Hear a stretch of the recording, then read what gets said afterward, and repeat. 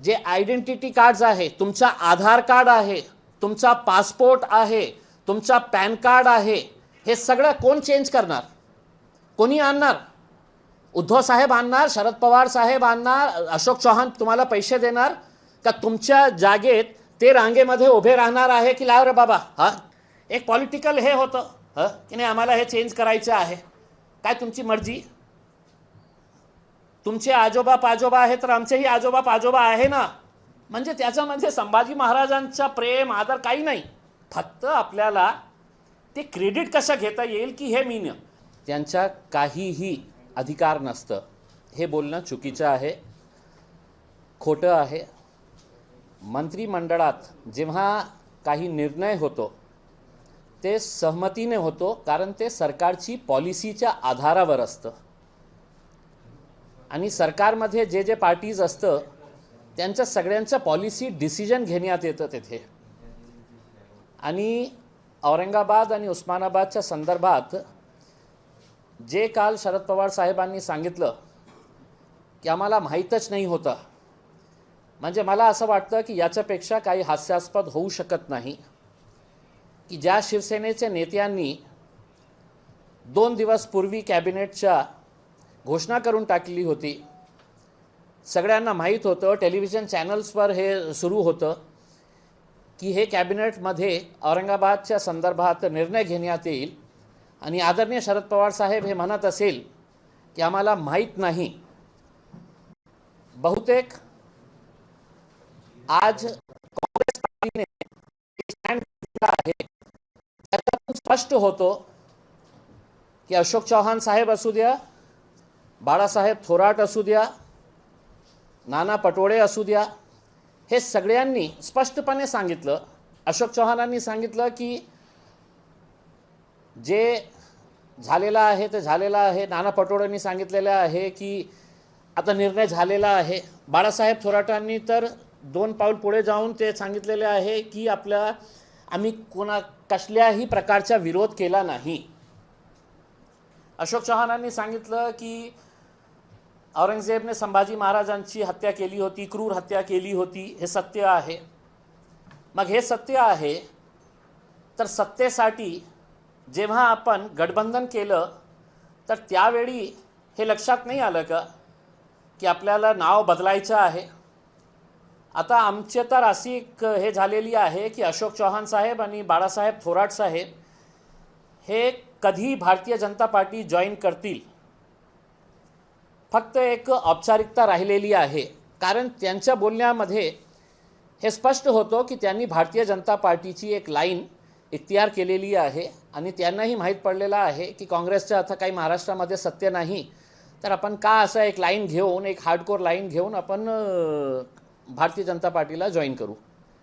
त्या कॅबिनेटमध्ये राष्ट्रवादी काँग्रेसचे जयंत पाटील साहेबसुद्धा होते. कॅबिनेटमध्ये मराठवाडाचे राजेश टोपे असू द्या, धनंजय मुंडे साहेब असू द्या, ते अमित देशमुख असू द्या. कॅबिनेट जेव्हा होती तर एक मंत्री गेला तर असा अर्थ नाही आहे की 2 ॲबसेंट राहिले तर त्यांना आपण सोडू.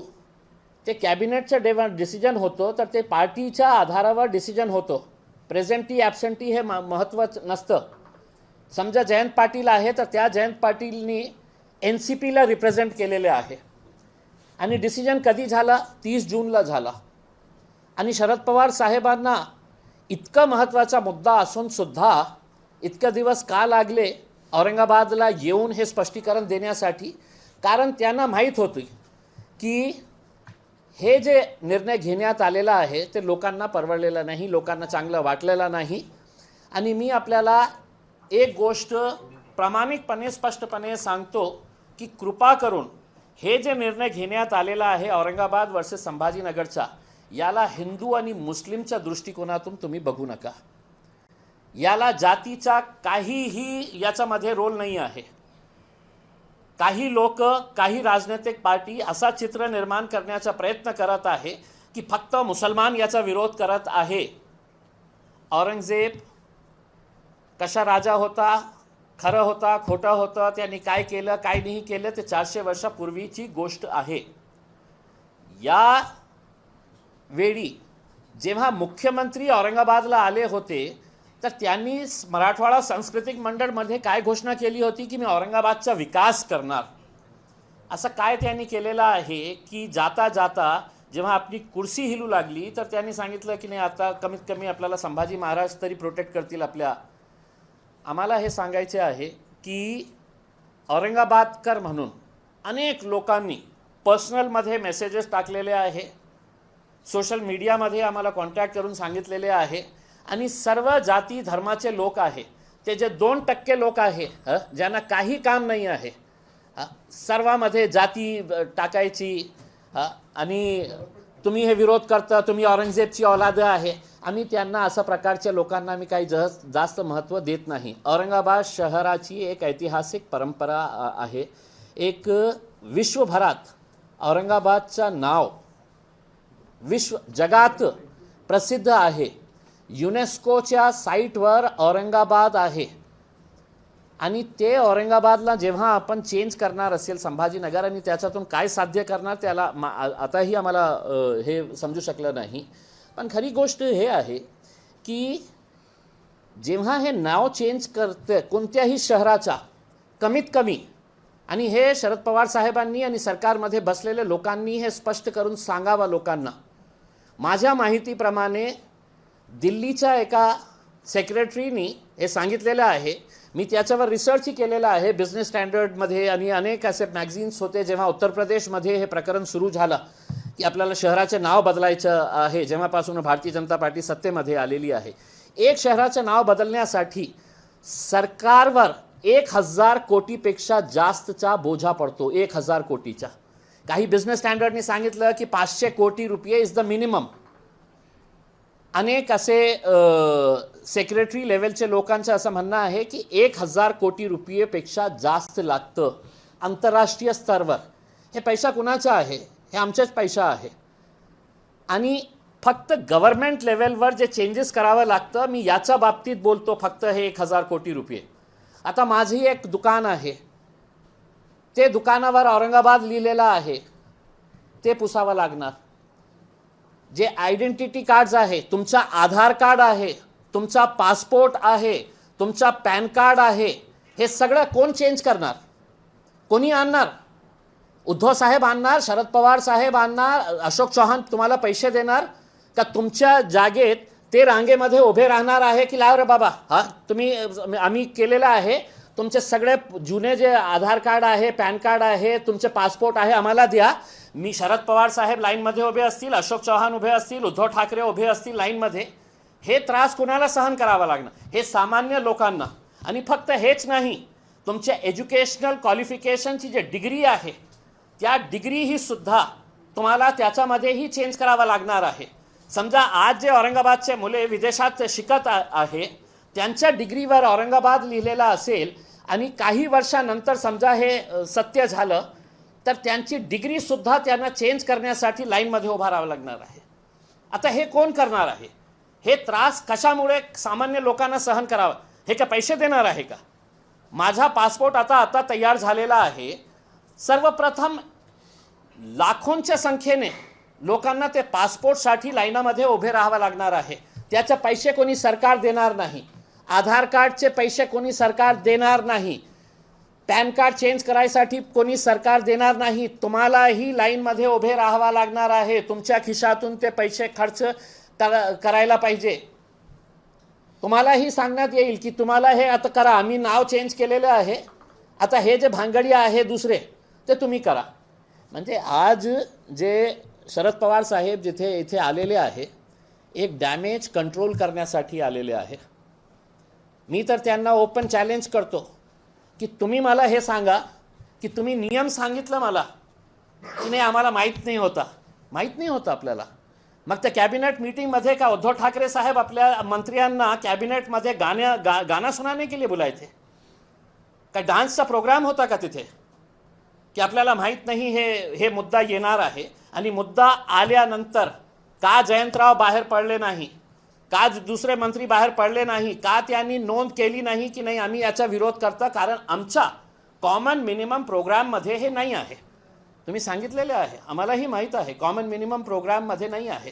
पण जाता जाता आपणही जे लाईन घेतलेली आहे, आता आपण डॅमेज कंट्रोल करण्यासाठी औरंगाबादमध्ये येऊन 2 दिवस इथे बसलेले आहे, कारण त्यांना माहीत आहे की किती राजनीतिक मोठा फटका त्यांना बसणार आहे. पण काही आवश्यकता नाही शरद पवार साहेबांना औरंगाबादला येऊन एका हॉस्पिटलच्या उद्घाटनसाठी, एका कार्यक्रमाच्या उद्घाटनसाठी 2-2 दिवस येऊन, आणि त्यांचे जे पार्टीचे जे कार्यकर्ते होते, जे घोषणा झाल्यानंतर गेलेत सगळे आपले मंत्र्यांकडे की साहेब आमची तर दुकान बंद होणार, आमची तर पार्टीची वाट लागणार आहे, काहीतरी मदत करा. आणि मग ते मदत करण्यासाठी शरद पवार साहेब इथे आले. त्यांनी हे पण स्पष्ट करून सांगावे की आम्ही त्यांचे एका आमदाराचं स्टेटमेंट पेपरमध्ये त्यांनी दिलेलं आहे, हो आम्ही समर्थन केलेले आहे, सतीश चव्हाणचं स्टेटमेंट आहे, पेपरमध्ये आलेलं आहे. मग एका साईडला आपण एक वेगळी भूमिका घ्यायची आणि दुसरा साईडला फक्त लोकांना हे सांगण्यासाठी की नाही हे आमच्या अजेंडामध्ये होतं नाही, आम्हाला माहीतच नाही होतं. म्हणजे शरद पवार साहेब सारखा इतका मोठा नेता असं बोलणं म्हणजे किती एक हास्यास्पद हे आहे की मला माहीतच नाही होतं काय चाललेलं आहे का, आमच्या एजेंडामध्ये नाही होतं. तर आता तुम्ही हे स्पष्ट करा की नियम तर सांगितलं तुम्ही, तुम्हाला औरंगाबाद पाहिजे का संभाजीनगर पाहिजे हे स्पष्ट करून टाका. आमच्यासाठी महत्त्वाचं नाही. अरे औरंगाबादकरांना महत्त्वाचा आहे हे मुद्दा, आपल्याला नाही असेल पण आमच्यासाठी औरंगाबादमध्ये राहणारा, कारण आम्हाला एक टुरिझम सिटी आहे, आमच्या इंडस्ट्रियल एक सेक्टर आहे खूप मोठा. तुम्ही अनेक तरुण पिढीला विचारा, एक देसी दारूची किंवा बियर बार बंद करण्यासाठी सरकारने एक नियम टाकलेला आहे की तुम्हाला तुमच्या एरियामध्ये देसी दारू की दुकान नाही पाहिजे, बियर बार नाही पाहिजे, तर तुम्ही वोटिंग करून ते दुकान बंद करू शकतं, ते बियर बार बंद करू शकतं.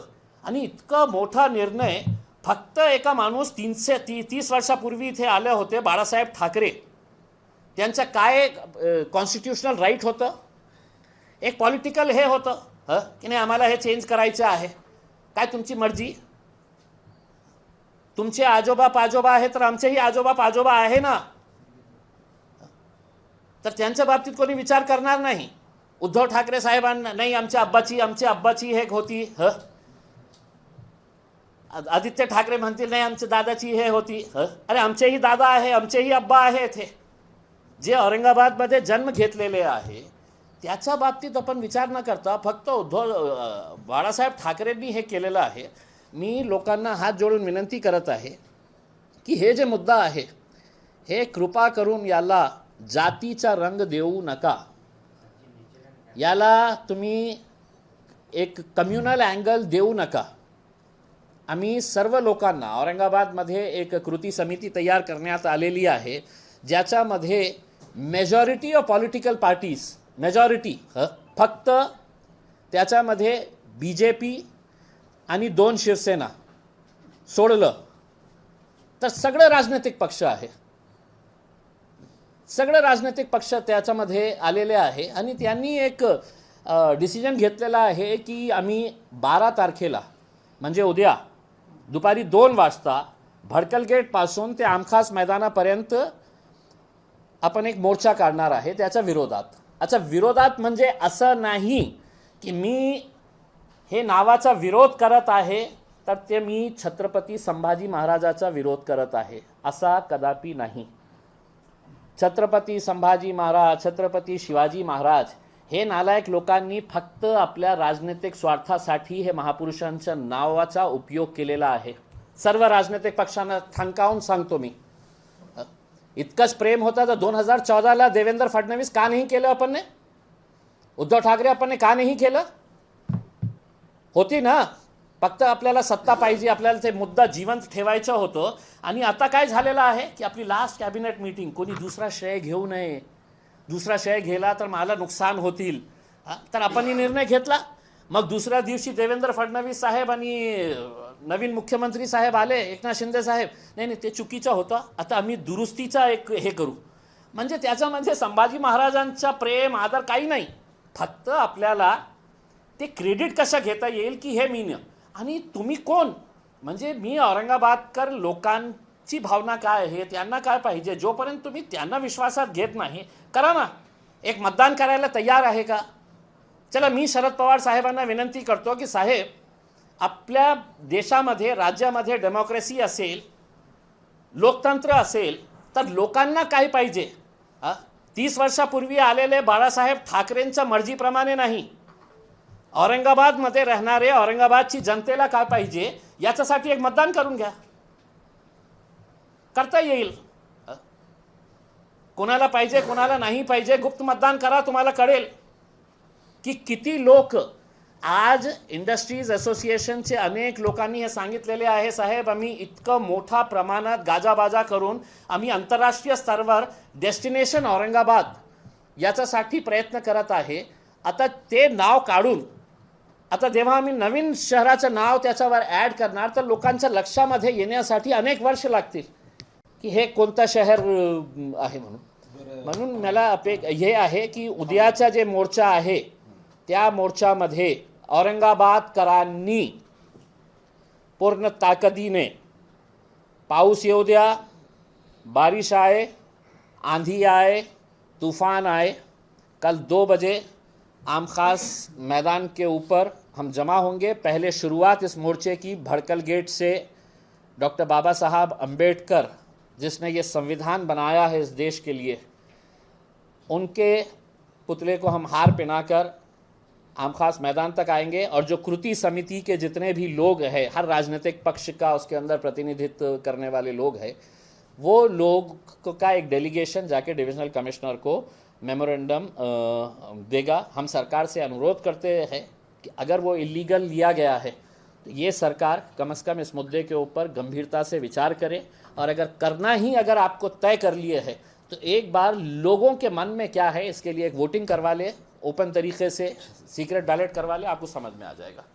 ओके. आणखी एक मुद्दा, दुसरा कुठले 2 मुद्दे म्हणले ना, एवढंच आहे ना. बरं, तुम्हाला आता हे सगळं तुम्ही बोलले, तुमचं आजचा प्रेस कॉन्फरन्सचा उद्देश शरद पवारांच्या चुकीबद्दलचा होता का उद्याच्या सभेच्या संदर्भात? दोघं आहे त्याच्यामध्ये. मतलब काल शरद पवार साहेबांनी जे सांगितलेले आहे त्याच्या बाबतीत ही बोलणं खूप आवश्यक होतं. कारण शरद पवार साहेबांनी इथे येऊन फक्त डॅमेज कंट्रोल करण्यासाठी ते आलेले आहे, माझं स्पष्ट मत आहे. आणि ते जे म्हणत आहे की नाही हे आम्हाला माहीतच नाही होता, हे आमच्या एजेंडामध्ये नाही होता, पण ते झालं. तुम्ही त्याच वेळी त्याच दिवशी प्रेस कॉन्फरन्स घ्यायला पाहिजे होतं आणि सांगायला पाहिजे होतं की हे जे निर्णय घेण्यात आलेला आहे हे उद्धव ठाकरेंनी घेतला, माझ्या पार्टीचा त्याचा काही संबंध नाही आहे. आणि आपला विरोध असेल तर काही लोक कोर्टमध्ये जाणार आहे, पेटिशन फाईल करणार आहे. त्या पेटिशनमध्ये आपणही एक पेटिशनर व्हा, विरोध करा, त्याचा ओपनली विरोध करा. म्हणजे त्यांची स्थानिक मंडळी वेगळं, महाराष्ट्राचे मोठे नेते वेगळं स्टँड, आम्हाला उल्लू बनवण्याचा धंदा सुरू. पण तेच पवार असंही म्हणाले की जरी हा निर्णय कॅबिनेटमध्ये झाला असेल तर ते आमचे मुख्यमंत्री होते आणि त्यामुळे आम्हाला हा निर्णय मान्य करावा लागेल, हे सुद्धा म्हटले आहेत. मग याबाबत काय भूमिका आहे? नाही, असं होतच नाही. असं शरद पवार साहेब सांगत असेल की नाही उद्धव ठाकरेंनी सांगितलं की नाही आम्हाला हे करायचंच आहे. कॅबिनेटमध्ये 3 पार्टीची सरकार आहे.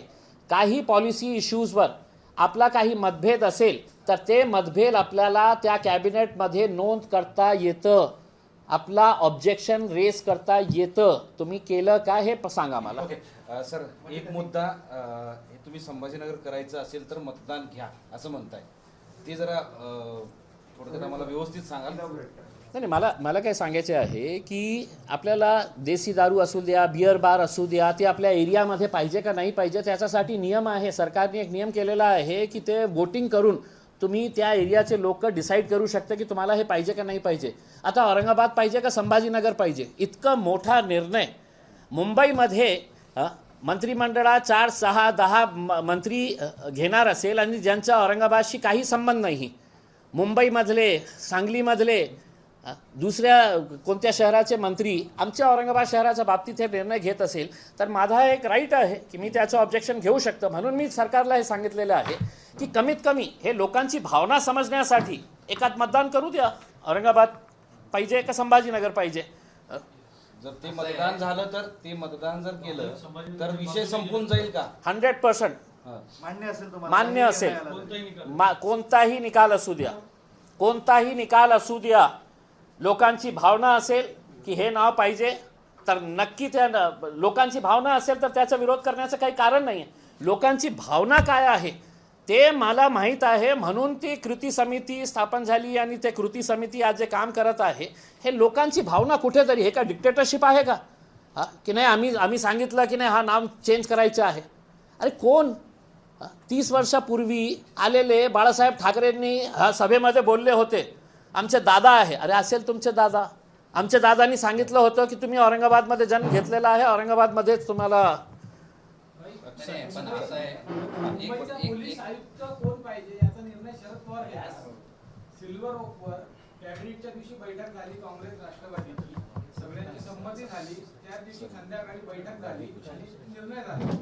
त्याच्या आदल्या दिवशी अनिल परब यांनी जाहीर केलं होतं, तरी पण काल शरद पवार म्हणाले की आम्हाला माहितच नाही काय हे की शरद पवार, मी स्पष्टपणे जसं सांगितलेले आहे, शरद पवार साहेबांचं जे स्टेटमेंट आहे ते फक्त मिसलीड करण्यासाठी आणि ते औरंगाबादमध्ये आलेले जे आहे ते फक्त आपला डॅमेज कंट्रोल करण्यासाठी, आपल्या पार्टीला वाचवण्यासाठी आलेला आहे. अनेक लोकांमध्ये एक खूप राग आहे हे निर्णय घेतल्यामुळे, आणि फक्त औरंगाबादच्या लोकांना आहे असं नाही आहे. त्यांना कळेल, येणाऱ्या निवडणुकीमध्ये त्यांना कळेल की आपल्या काय हाल होणार आहे.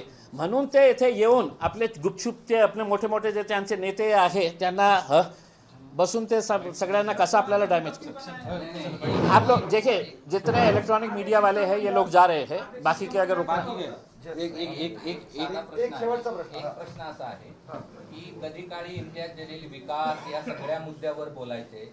आता इम्तियाज जलीलला असं काय झालंय की MIM-ला की ते विकास वगैरे सगळं सोडून आता संभाजीनगरच्या मुद्द्यावर बोलायला लागले. अच्छा, असं आहे. असं स्पष्ट सांगा की MIM अजिबात 1% सुद्धा याच्यामध्ये राजकारण अजिबात करत नाही. मला तर एक प्रश्न हे उपस्थित म्हणजे होतो ते की राजकारण करतात, तुम्ही राजकारण करता. जेव्हा पत्रकार फक्त जनतेला सगळे मिळून संभाजीनगर औरंगाबादवर खेळवता. जेव्हा पत्रकारितांची ही कशी मानसिकता झालेली आहे हे आपल्याला दाखवण्यासाठी काही चॅनल्स ज्या दिवशी निर्णय घेण्यात आलेला आहे त्या दिवसापासून औरंगाबादला संभाजीनगर म्हणून आज त्याचा निर्णय झालेला नाही आहे. म्हणजे इतकी घाई कशासाठी? मग सोडा ना ते पत्रकारिता, या राजनीतीमध्ये RSS जॉईन करा, BJP जॉईन करा, शिवसेना जॉईन करा. तुम्हाला कोणी नाव घेऊन सांगतो मी, ऐका ना कुणी एका पत्रकाराचं किंवा कुणी एका चॅनलचं नाव इथं विषय नाही, आम्ही कुणी म्हणत नाही नाही हे खरं आहे का? हे नाही हे बरोबर आहे का? हे बरोबर आहे का हे सांगा की इतकी घाई कशाला? MIM राजकारण करते याच्यावर सांगा सर. राजकारण मी काय गप्प बसणार आहे का? तुम्ही काही मुंबईमध्ये घेतलेला निर्णय नाही, आमची सरकार आहे, आम्ही निर्णय घेऊ औरंगाबादच्या बाबतीत. अनेक लाखो लोकांनी निवडून दिलेला जेव्हा एका खासदाराला लोकांची भावना कळतं की लोकांना काय पाहिजे, आणि फक्त नाही तुम्ही विकासाच्या बाबतीत, तुम्ही रस्त्याच्या बाबतीत बोला, गटाराच्या बाबतीत बोला, तुम्ही संभाजीनगरच्या बाबतीत कशाला बोलतो? तुम्हाला काय अधिकार आहे ते अधिकार त्यांनी शरद पवारांना दिलेले आहे, ते बाळासाहेब ठाकरेंना दिले. नाही हे मुद्दा जे आहे हे विकासाची ही संबंधित आहे. आपल्याला माहित नसेल तर टुरिझम सेक्टर जे आहे इतकं मोठा फटका बसणार आहे त्याचा. आमच्या औरंगाबादच्या बाबतीत तुम्ही जेव्हा नाव चेंज करेल तर इतका मोठा फटका बसणार आहे, डेव्हलपमेंटच्याही संबंधित आहे. पण हे जे आहे ना की नाही, तुम्ही याच्या बाबतीत बोलू नका ना. आम्ही तर त्याला उद्धव साहेबांना निर्णय घेण्याचा अधिकार, एक खासदार म्हणून सगळ्या गोष्टीवर बोलण्याचा अधिकार मला आहे. सर तुम्ही सुपर जर्नलिस्ट होतात, सुपर जर्नलिस्ट होतात, तुम्ही सुपर जर्नलिस्ट होतात हे माहित आहे. प्रश्न असा आहे की खासदार इम्तियाज जलील हे एकेकाळ म्हणजे काही महिन्यापूर्वी इथे संभाजीनगर मुद्द्यापेक्षा इथं पाणी द्या, इथलं डेव्हलपमेंट वगैरे वगैरेवर ते सडकून शिवसेनेवर टीका करायचे आणि ते म्हणायचे की ते विषय सोडा विकासाच्या मुद्द्यावर. आता तेच इम्तियाज जलील विकासाचा मुद्दा बाजूला ठेवून संभाजीनगर मुद्द्यावर कसं का आले हा साधा प्रश्न आहे. हो झालं आपलं. मी जेव्हा उद्धव साहेबांनी हे सांगितलं होतं, उद्धव ठाकरे साहेब जो शिवसेनेचे आहे, मुख्यमंत्री माझेही आहे, जेव्हा ते माझ्या शहरामध्ये आले आणि त्यांनी घोषणा केली की मी औरंगाबादचा विकास करणार आहे, मी होतो की त्याच वेळी आपल्याला माहीत नसेल त्यांचं अभिनंदन केलं होतं. त्यांना मी कॉम्प्लिमेंट्स दिलं होतं की हेच पाहिजे होतं, औरंगाबादमध्ये आम्हाला विकास पाहिजे. हे याच्या बाबतीत मी इम्तियाज जलील MIMचा असूनसुद्धा उद्धव साहेबांची मी प्रशंसा केली होती की हो आम्हाला हेच पाहिजे. अनेक वर्षापासून मी हेच बोलत राहिलेले आहे. मग जेव्हा तुम्ही तुमच्या बोलण्यावर पलटी मारतो, मग इम्तियाज जलीलने गप बसायचं. अरे तुम्ही कशाला बोलतो? मी आजही बोलतो की औरंगाबादला विकासाची आवश्यकता आहे, औरंगाबादला बेरोजगारीची. परवा एक कॅम्प घेतलं मी, 8,000 मुले आले होते, 8,000. लाज वाटायला पाहिजे. हे औरंगाबादचे जे पुढारी दुसरे जे आहे ना, ज्यांना वाटतं की आम्ही नाव चेंज करणार आहे, कराड साहेब खूप जो ओरडत आहे ना की नाही आम्ही नाव चेंज करणार आहे, तुम्हाला कोणीही याद करणार नाही. आजही लोक डॉक्टर रफिक झकरियाला आठवण याच्यामुळे येतं की त्यांनी सिडको आणले, 5 स्टार आणले, जायकवाडी आणलं. आणि हेच भावनिक मुद्दे घेऊन तुम्ही लोकांना असंच हे करणार असेल तर तुमच्या एक टर्मसाठी चांगलं आहे, पण पुढे नाही. एबीपी माझा, उघडा डोळे बघा नीट.